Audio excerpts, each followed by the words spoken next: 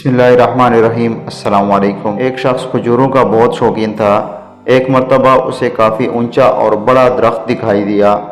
इस पर काफ़ी बड़े गुच्छे भी लगे हुए थे। आंधे को क्या चाहिए, दो आंखें, उसे मन की मुराद मिल गई। आओ देखा न ताओ गुलेरी की तरह दरख्त की चोटी पर चढ़ गया। जी भर कर खजूरें खाईं और फिर घर के लिए जमा करने लगा। मकसद पूरा हुआ तो पेड़ से नीचे उतरने की ठानी, लेकिन ये क्या, जैसे ही नीचे नज़र की होश बाख्ता हो गया। पेशानी पर पसीने के बूंदें नज़र आने लगी, हाथ पैर थरथराने लगे। इसने तसव्वुर भी नहीं किया था कि वो इतने ऊंचे पेड़ पर चढ़ चुका है। अब क्या करे, वो आज से पहले कभी इतने ऊंचे पेड़ पर नहीं चढ़ा था। या खुदा मेरी हिफाजत कर, मुझे खैरियत से नीचे उतार दे। अगर हाथ छूट गया, मैं नीचे गिर पड़ा, तो आज का दिन मेरी ज़िंदगी का आखिरी दिन साबित होगा। या अल्लाह, ऐसा मत होने देना, मुझे बचा लेना। मैं खैरियत से नीचे पहुंच गया तो पूरे 5 रुपए की नियाज पेश करूंगा। ये मेरा वादा है।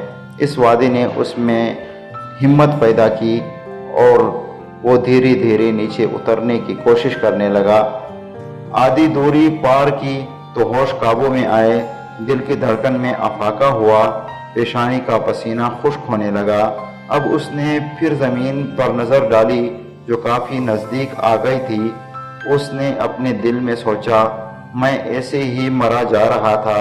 ये कोई इतना ज़्यादा ख़तरे की बात तो थी ही नहीं कि 2 रुपए की खजूरें खाकर 5 रुपए की नियाज का वादा कर लिया जाता।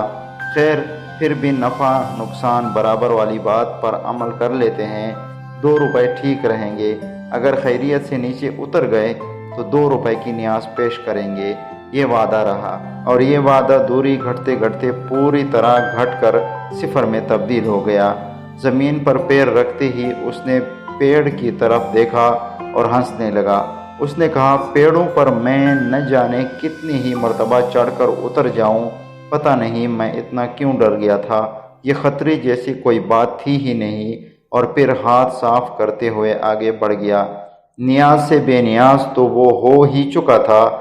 हम में से अक्सर